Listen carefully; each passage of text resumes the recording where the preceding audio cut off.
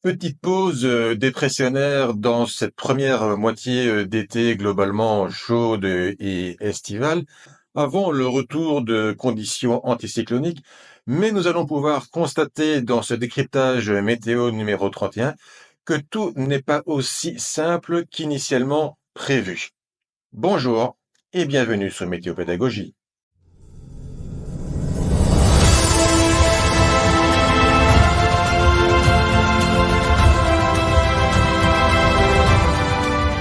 En ce lundi 7 juillet 2025, eh bien, nous pourrions dire que nous avons une situation relativement classique avec un creux d'altitude matérialisé par ces couleurs vertes et jaunes. Ce sont de pages de potentiel remplies donc d'air plus frais d'altitude. Et vous avez sur l'Atlantique une crête atlantique. Et donc vous avez des couleurs rouges, symbole de haut géopotentiel, de haute pression d'altitude. Et on va pouvoir évidemment comprendre que tout ceci va se décaler vers l'est. Mais ce ne sera pas aussi simple qu'on pourra le croire. On va se rendre compte de tout ceci dans le courant du décryptage. Mais ce qui va être intéressant, c'est de comprendre le pourquoi de cette alternance. Et pour comprendre cette alternance, eh bien, une fois de plus, il faut se rendre donc du côté des États-Unis, à l'ouest de l'Europe, où s'est formé vendredi après-midi, heure locale donc de la côte est des États-Unis, la dépression tropicale numéro 3, donc qui s'est formée du côté de la côte sud-est des États-Unis, en face donc des Carolines. Eh bien, tout ceci va être à l'origine de cette alternance et on va le comprendre immédiatement pourquoi. La première carte de trajectoire éditée par le Centre national des ouragans donc montre bien cette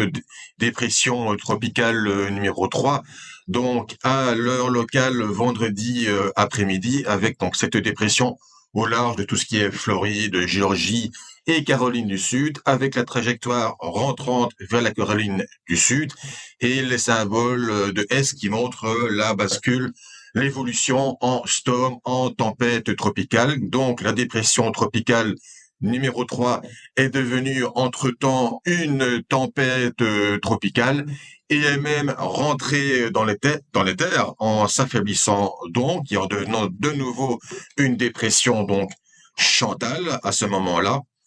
en déposant évidemment essentiellement plus de pluie que de vent. Mais ce qui va être intéressant, c'est de voir évidemment l'impact de tout ceci sur la météo dans l'Atlantique. Si nous prenons une animation satellite, encore une fois, de ce vendredi soir ou après-midi, en fonction des fuseaux horaires, une image assez large donc de l'Atlantique tropical et une grande partie des États-Unis, eh bien on voit cette dépression tropicale numéro 3 au large, donc tout ce qui est Floride, Géorgie et des Carolines. Et ce qui est vraiment très intéressant dans cette animation, c'est de constater qu'en réalité, dans le suivi et la prévision du National Hurricane Center, eh bien, l'organisme signalait que cette formation de dépression était vraiment se situer en bout d'une limite frontale qui dérivait vers le nord-est. Avec, si vous regardez un petit peu bien, dans l'animation, vous avez une animation vraiment de nuages qui descendent avec un enroulement dépressionnaire du côté donc de l'extrême nord-est des États-Unis. Et si vous continuez plus loin, eh bien on peut constater que tous ces nuages, eh bien évidemment, dérivent vers le nord-est et puis vers l'est, autour de l'anticyclone subtropical des Açores. Et celle-là, évidemment, ça devient assez intéressant pour nous, mais plus que assez intéressant, c'est de voir que finalement, toute l'énergie, toute la moiteur tropicale et subtropicale de cette dépression tropicale, eh bien, va se trouver donc injectée dans les flux d'altitude tempérés qui vont dériver évidemment vers l'Europe. Là où ça devient sacrément intéressant, c'est quand on reprend les cartes d'Alicia Bentley avec plusieurs paramètres, notamment en jaune, orange, vous avez l'eau précipitable, quand même assez élevée, des valeurs de 50-55 mm. Vous avez les barbules rouges qui sont le symbole des ascendances, et puis vous avez le courant de jet en bleu qui ondule depuis la baie d'Hudson, et puis qui forme un creux au nord-est des États-Unis. Vous avez par exemple la Floride dans cette zone-ci, vous avez la côte européenne, et donc ce creux d'altitude, eh bien, on le voyait sur l'animation satellite de vapeur d'eau avec la dépression qui tournoyait dans le nord-est des États-Unis. Et ce creux d'altitude, eh bien, il a deux fonctions. Première, c'est qu'il aspire donc cette eau précipitable du côté donc des côtes au large des Carolines et de la Géorgie vers le plain atlantique et la latitude tempérée. Et puis aussi, ce qui est important, c'est que au final, eh bien, cette dépression tropicale, au départ, était associée à un front qu'on peut largement voir ici, et avec l'arrivée de ce courant de jet assez rapide, il va détacher le front de la dépression, et c'est le processus le plus important pour déclarer une dépression tropicale, avec évidemment des caractéristiques tropicales aussi importantes, mais sans le détachement du système frontal, qui est une signature typique des latitudes tempérées pour isoler une dépression qui va se tropicaliser, eh bien, on ne peut pas déclarer cette dépression. Et donc, ce creux d'altitude, avec son dynamisme, sa vitesse, eh bien, va séparer le système frontal qui va dériver vers l'Atlantique de la dépression tropicale en formation. Si nous continuons avec les cartes d'Alicia Bentley, on peut voir donc, par exemple, pour la modélisation du 5 juillet, donc du samedi, eh bien la dépression tropicale est bien isolée ici et le front donc c'est totalement détaché avec le courant jet, et le courant jet provoque une ondulation. On voit que il se contorsionne littéralement, vous voyez, du côté de la baie d'Hudson, la mer de Baffin, puis il redescend vers le nord-est des États-Unis, puis il va remonter. Et on peut distinguer dans cette amplification ici l'anticyclone qui va se former au sud du courant jet, et en aval, eh bien, donc par un peu par effet de balancier, eh bien, on a ce creux qui s'est enfoncé sur l'Europe du Nord-Ouest et qui provoque maintenant, eh bien, ce temps plus frais, dépressionnaire et humide. Et donc, on peut quand même constater que effectivement, nous avons le creux d'altitude qui vient de la baie d'Hudson, mais vous avez aussi cette dépression tropicale 3 qui envoie la moiteur et l'énergie donc vers la latitude tempérée, et donc ceci, eh bien, amplifie le courant de jet et provoque en aval, eh bien, ce temps dépressionnaire sur l'Europe du Nord-Ouest. Dans ce temps dépressionnaire, si nous analysons les cartes du modèle Arome de ce dimanche 6 juillet, eh bien, on peut voir vraiment que l'axe du creux, vous avez ici le creux avec les températures d'altitude, hein, donc vous avez les températures au niveau 500 hectopascal, et vous avez les isohypses, donc ces isobars d'altitude environ vers 5600 mètres, et vous avez des températures ici qui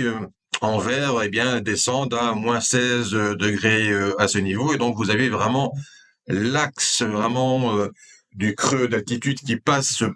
donc, le dimanche après-midi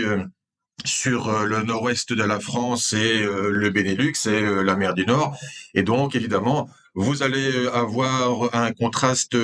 important en altitude avec un profil de température verticale assez resserré. Et tout ceci, eh bien, on peut le voir vraiment, c'est à l'endroit de l'axe du creux d'altitude que vous avez ces couleurs vertes relativement claires de la mu-cape. Donc, c'est la cape, c'est l'énergie disponible pour la convection. On est donc clairement dans ces zones en dehors des couleurs bleues qui peuvent provoquer des averses intenses et même des orages. Et donc, ces averses intenses et ces orages, eh bien, on les retrouve tout à fait sur le radar des précipitations de ce dimanche 6 juillet à 18h20. On a clairement ici, dans toute cette zone, eh bien,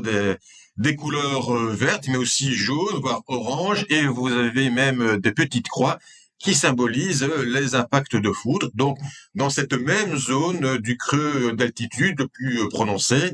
avec cette différence de température entre le sol et l'altitude, et dans cette zone où vous avez le maximum de Keep, cette énergie disponible pour la convection et les orages.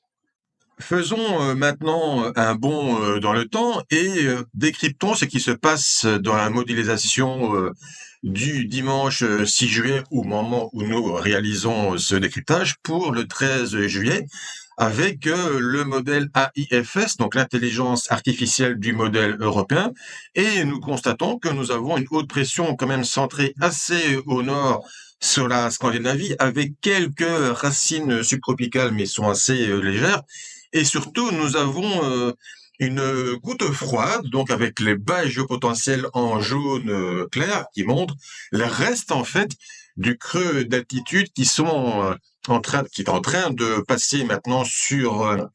l'Europe occidentale. Et donc, on va pouvoir constater tout simplement bien, que les modélisations des différents supercalculateurs est un petit peu perturbée par cette goutte froide qui, au départ, était appréhendée d'une autre manière. Parce que si nous regardons la modélisation du 3 juillet, donc c'est-à-dire à 10 jours d'échéance pour la même journée du 13 juillet, alors c'est vrai que nous avons une petite goutte froide sur l'Europe balkanique, mais sur l'Europe balkanique, et elle est moins importante,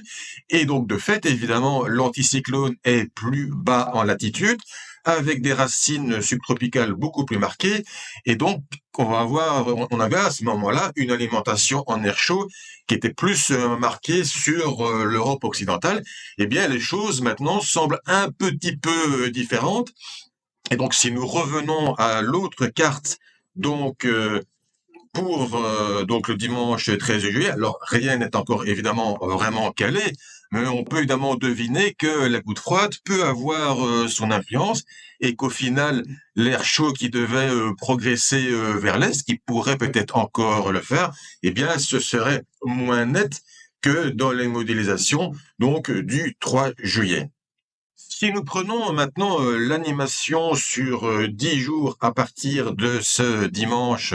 6 juillet jusqu'au 16 juillet, donc le mercredi 16 juillet, on va comprendre pourquoi les modèles ont du mal à appréhender le développement des hautes pressions sur l'Europe continentale, notamment avec la version intelligence artificielle du modèle européen. On va effectivement retrouver cette goutte froide, hein, donc c'est vraiment le reste de ce creux d'altitude, qui va venir s'installer sur la Pologne,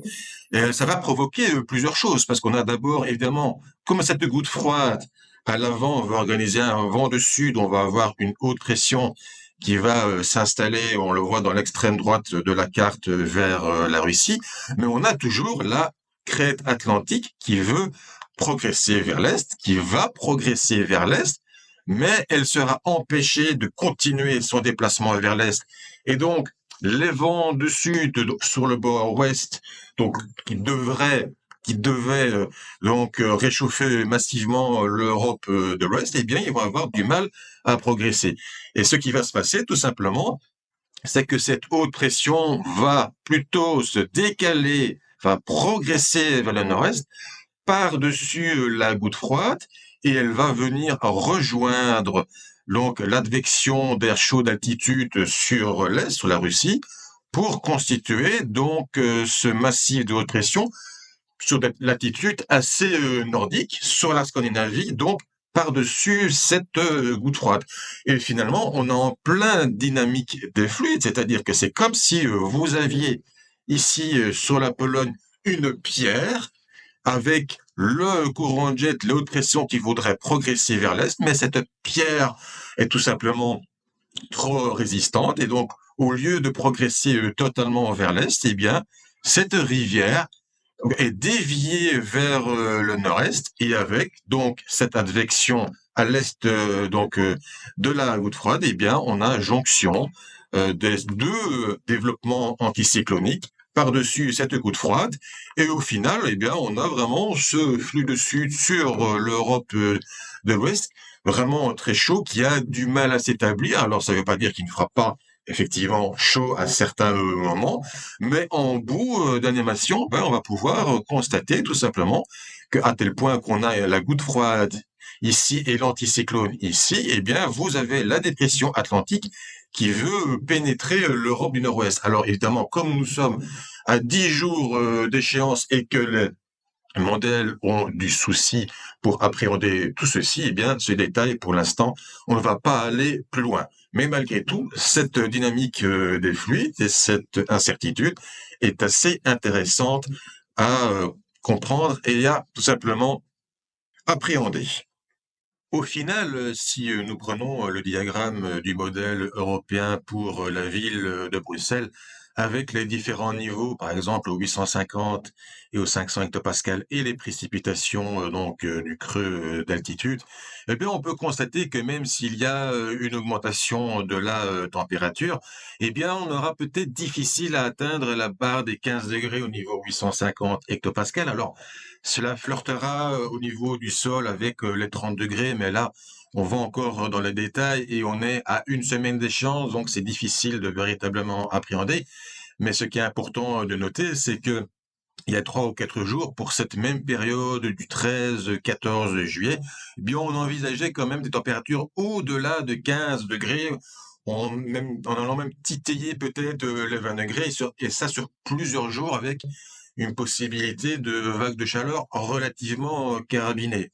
Donc aujourd'hui, donc avec les modélisations, encore une fois, de ce dimanche au moment de réaliser ce décryptage, eh bien, cela s'est un peu tassé en mettant évidemment quelques guillemets. Ça ne veut pas dire qu'il pourrait faire chaud, voire très chaud, avec l'une ou l'autre journée à 30 degrés ou tout juste, ou éventuellement tout juste en dessous. Mais en tout cas, les choses ont évolué et encore une fois, comme j'ai eu l'occasion de vous le montrer, c'est notamment dû à cette goutte froide sur la Pologne qui perturbe le développement des anticyclones sur l'Europe occidentale.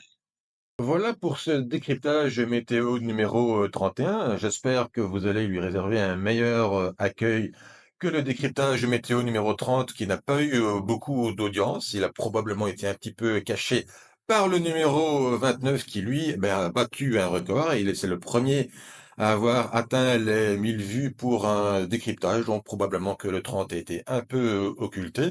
En tout cas, j'espère que vous l'avez apprécié ce numéro 31. N'oubliez pas le pouce bleu, n'oubliez pas de vous abonner si vous découvrez la chaîne que vous l'appréciez.